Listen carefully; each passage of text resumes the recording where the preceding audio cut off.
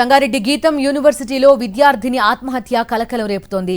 BTech చదువుతున్న విద్యార్థిని Renusri university భవనం పైనుంచి దూకి బలవన్ మరణానికి పాల్పడింది. అయితే యూనివర్సిటీలో చేరిన 3 నెలల్లోనే విద్యార్థిని ఆత్మహత్య చేసుకోవడం పలు అనుమానాలకు తావిస్తోంది.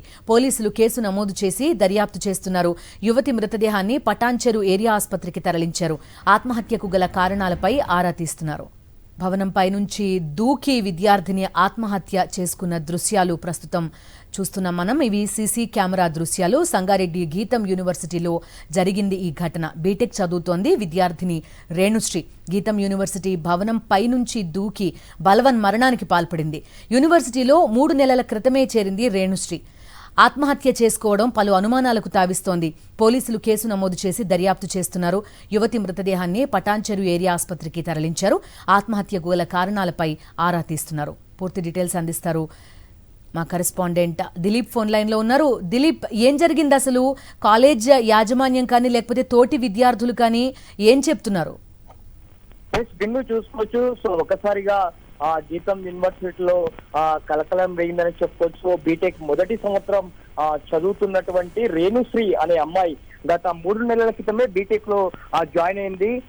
సో మొదటి సంవత్సరం సో ఉన్నట్టుండి ఒకసారిగా 5వ అంతస్తు పై నుంచి దూకి ఆత్మహత్యకు పాల్పడిందని చెప్పుకోవచ్చు. అయితే ఆత్మహత్యకు ముందు తను ఒక ఫోన్ కాల్ మాట్లాడింది. ఆ ఫోన్ కాల్ సో ఎవరితో మాట్లాడింది అనేటువంటి పైన ఇప్పుడు పోలీసులు ఆరా తీస్తున్నారు.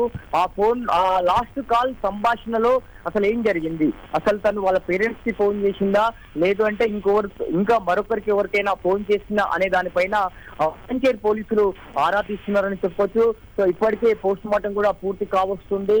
సో మరి కాసేపట్లో డెడ్ బాడీని ఇక్కడ పటాన్చెరు ప్రభుత్వ ఏరియా ఆసుపత్రి నుంచి కూడా తరలించే ప్రయత్నం చేస్తున్నారు. సో ఇప్పటికే పేరెంట్స్ కూడా ప్రభుత్వ ఆసుపత్రికి చేరుకున్నారు. అయితే ఒక ప్రముఖ ఇండస్ట్రియల్ కి సంబంధించినటువంటి కూతురుగా ఇక్కడ భావిస్తున్నటువంటి పరిస్థితి కనిపిస్తుంది. ఇంకా కారణాల పైన మాత్రం ఇంకా ఎవరు కూడా ఇలాంటి విషయాలు వెల్లడించలేదు. అయితే రేణుశ్రీ వాళ్ళ మదర్ మాత్రం చాలా షాక్ లో ఉన్నటువంటి పరిస్థితి కనిపిస్తుంది. సో ఉదయం తాను కాలేజ్ అంటే డే స్కాలర్ గా ఉంది తను.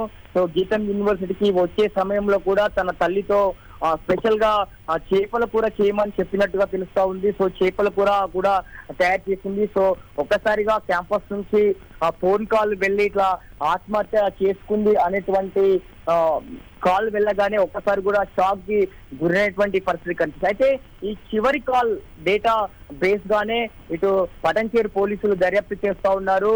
అంటే కేవలం 3 నెలలు మాత్రమే తాను జాయిన్ అయింది. 3 నెలల క్రితమే తాను జాయిన్ అయింది కాబట్టి బీటెక్ లో. సో మరి చదువు ఇష్టం లేక ఆత్మహత్య చేసుకుందా లేదా వేరే ఇతర కారణాలు ఏవైనా ఉన్నాయా అనే కోణంలో పోలీసులు అయితే దర్యాప్తు చేస్తున్నారు. సో ఇప్పటికే పోస్ట్ మార్టం పూర్తి కావస్తుంది. సో మరి కాసేపట్లో డెడ్ బాడీని కూడా ఇక్కడ నుంచి తరలించే ప్రయత్నం చేస్తున్నారు. దీనిలో